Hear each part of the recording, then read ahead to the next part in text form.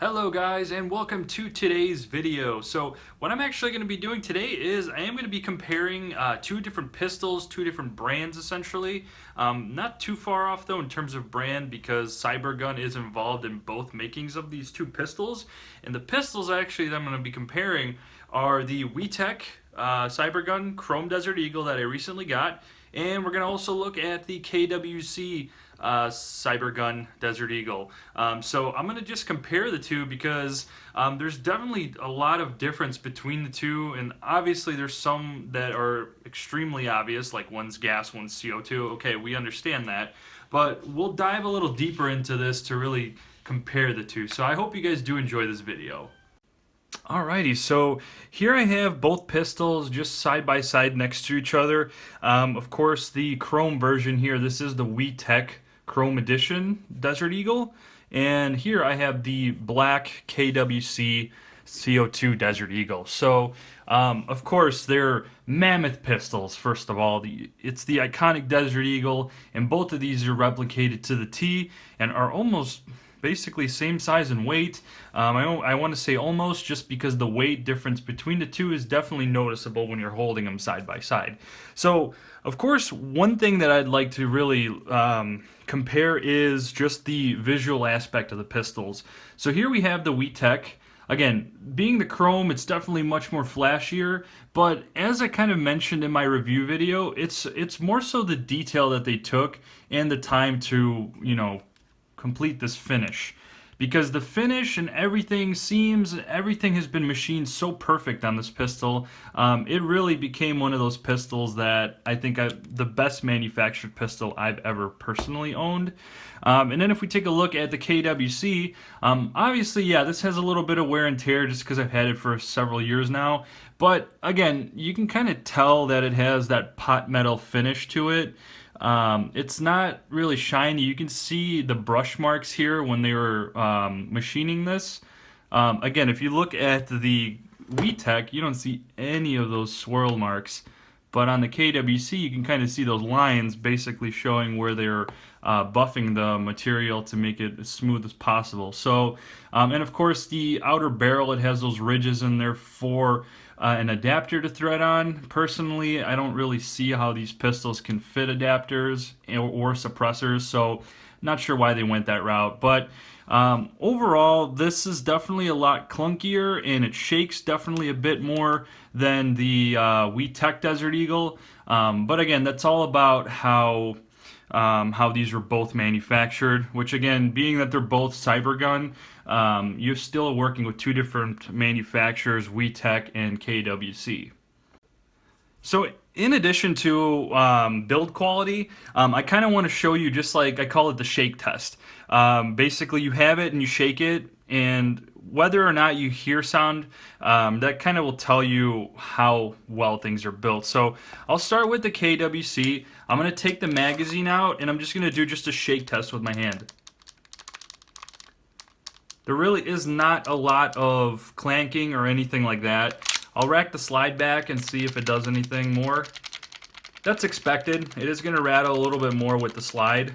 Now if we do the magazine, so you can hear it pretty good. If I rack the slide back,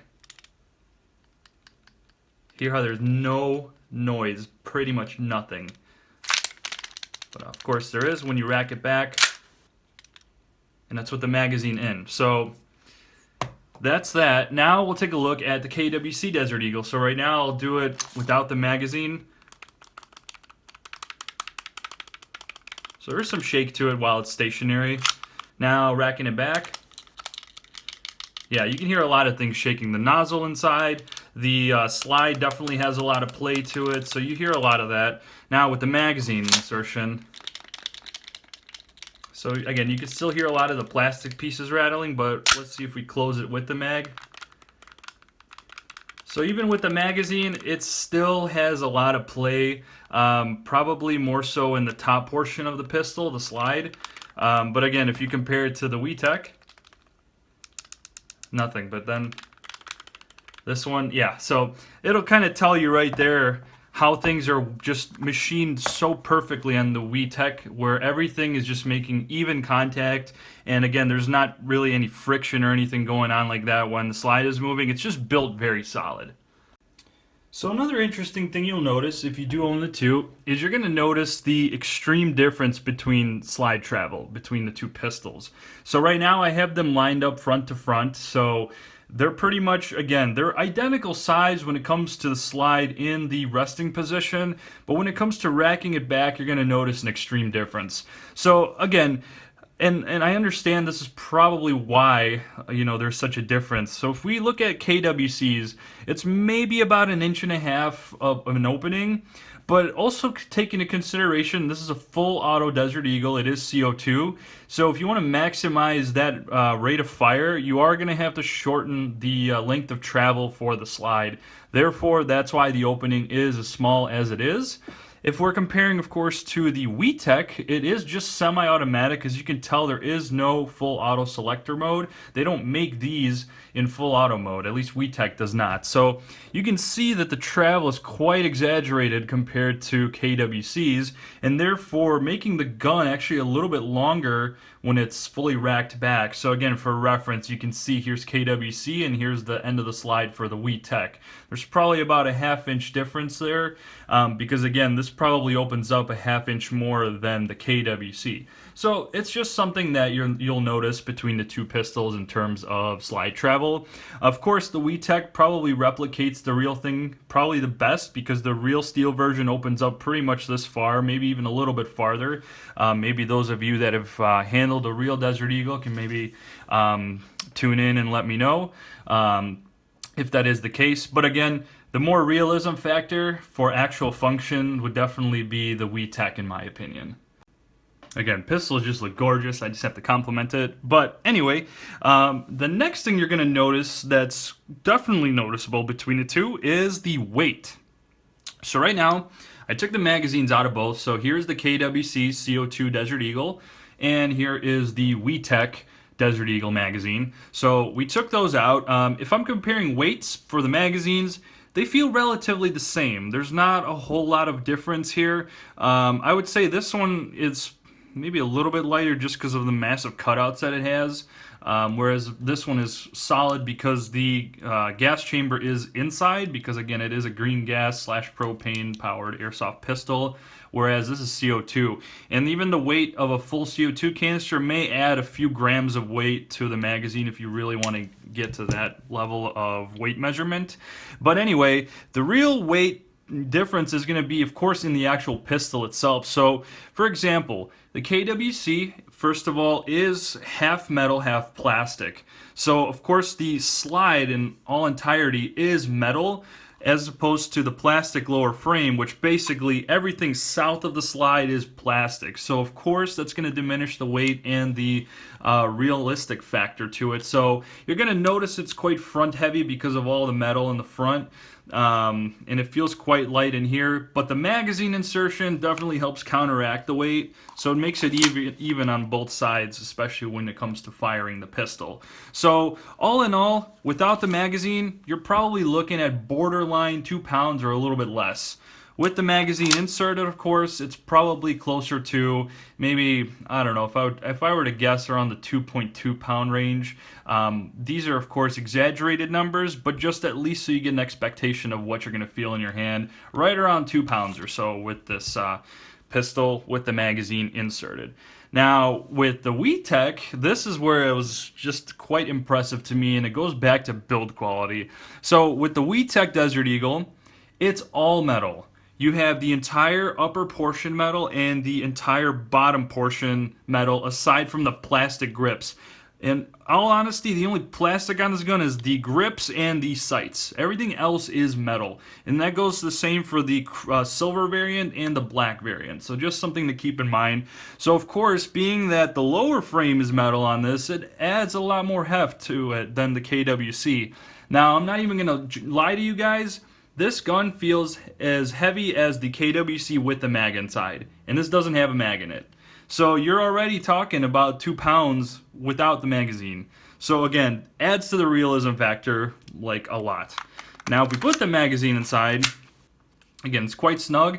You're gonna notice quite the difference in weight. You're gonna definitely feel like you added a good portion of weight to the pistol already. And again, it's already super heavy. But again, to me, I love that because that means they really cared about the replication of the pistol to match the real thing as much as possible. So again, very good job there on WeTech Cybergun's end. They did a very awesome job, again, making it once again a solid build, metal everywhere as much as it can be, and of course for the price you pay, I mean it's pretty cheap for what they did here. I'm very happy with the price point they selected because it's pretty affordable, and again in the end you get a pretty awesome product. It's high quality all around. Another thing that we'll compare really quick too is power. Now, of course, the KWC, being that it's CO2, is going to definitely have the upper hand in terms of which Desert Eagle it has the most power. This thing, when I last chronoed right around the 360 to 380 FPS range with 0.2 gram BBs. And again, it's fairly consistent with that power range. So again, it's quite impressive. That's what I like with CO2 is the consistency factor with it.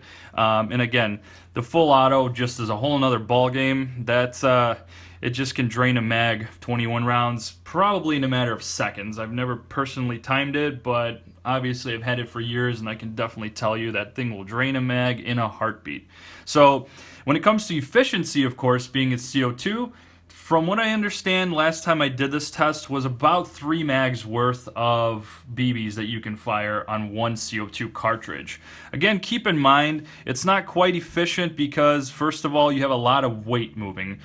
So to me, getting about 3 mags, which is closer to maybe the 50 to 60 BB shots out of the CO2 cartridge, is quite impressive considering the weight it's moving. On the other hand, for the WeTech, it is green gas / propane power, so there is a slight FPS decrease compared to the KWC counterpart. But again, you really can't nitpick too much because even though this is green gas, this is still cranking out 360 plus FPS, surprisingly.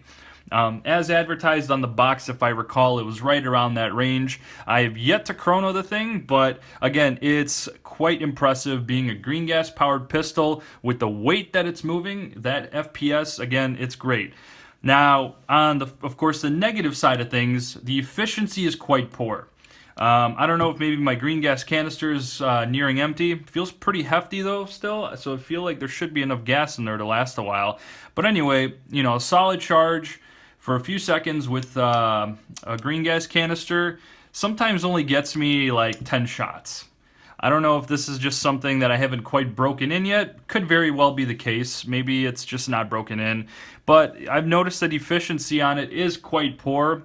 But however, after using it back to back a little bit more, I have noticed the efficiency getting better. So I think it's more so just making sure you break the gun in a little bit more. Don't get discouraged at the fact that there is that slight inefficiency in the beginning. So that's normal. I think I've had that happen to most of my airsoft guns starting off, and then the efficiency gets a little bit better as you go.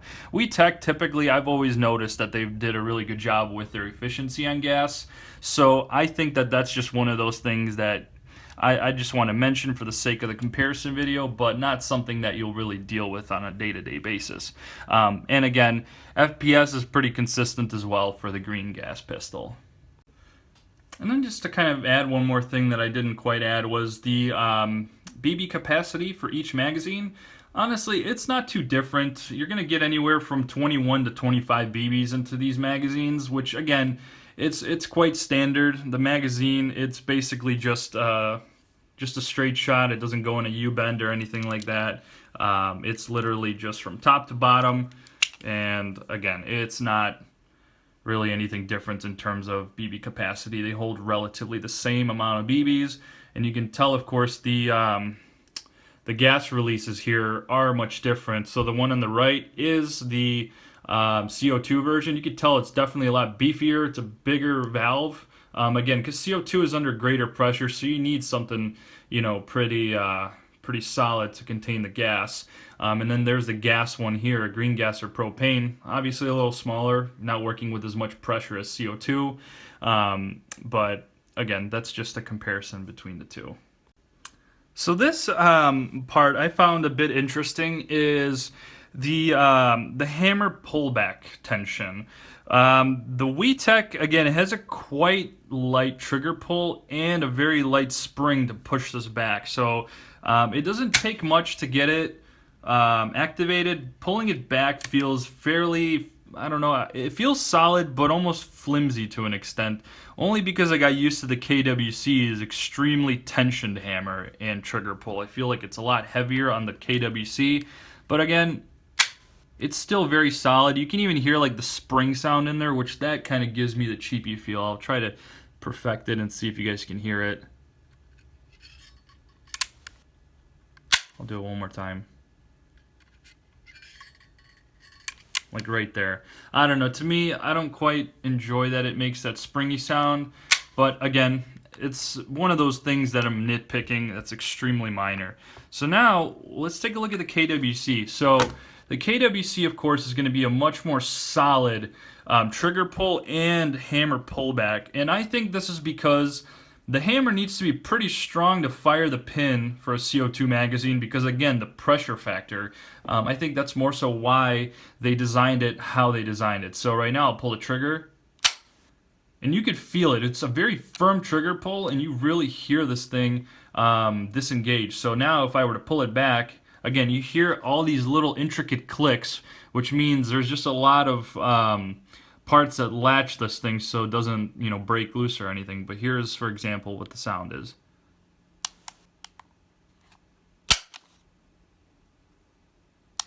There's almost none of that cheap springy sound effect when you're pulling this thing back. It's just solid. You get those two clicks right at the end. And again, it's definitely, I like that part of the KWC. That the tension there is a lot better than the WeTech's. But again, it's a personal preference. You may not really even care about that, but again, comparing the two, it's good to analyze that sort of deal. Alrighty guys, well, we had a chance to, again, compare the two beasts, the KWC Cybergun Desert Eagle and the WeTech Cybergun Desert Eagle Chrome Edition. So we got a chance to compare the two. Both of these things are beasts. The fact that I'm dual wielding two of them is awesome. I've never owned two Desert Eagles before, so dual wielding is definitely something pretty epic if you're trying to get two of them. Again, we kind of learned a lot of things between the two pistols, a lot of differences, quirks, pluses, minuses, you know, whatever it is you want to look at. Hopefully this will help you figure out which one you want. Another thing too, of course, the CO2 definitely wins in winter airsoft because CO2 basically works anywhere. Green gas might have a handicap for the winter time because green gas or propane does not function and does not like the cold weather. So that's another thing to consider with these two. I think otherwise I covered for the most part the main differences that you'll notice. If you feel like there is anything else that you feel I should have covered, let me know. I can always put that information in the comments for you all to see. I recommend asking me any questions if this is something where you're not sure, if you're kind of stuck between the purchase of either one or the other. I can definitely help just kind of give you a better answer on whatever your question is. But again, thank you guys so much for watching. I hope you enjoyed the video. There's going to be more reviews coming for this pistol, shooting demos. I'm going to try to do some akimbo style videos with these two beasts, and we'll see how that goes. But anyway, guys, thanks so much for watching.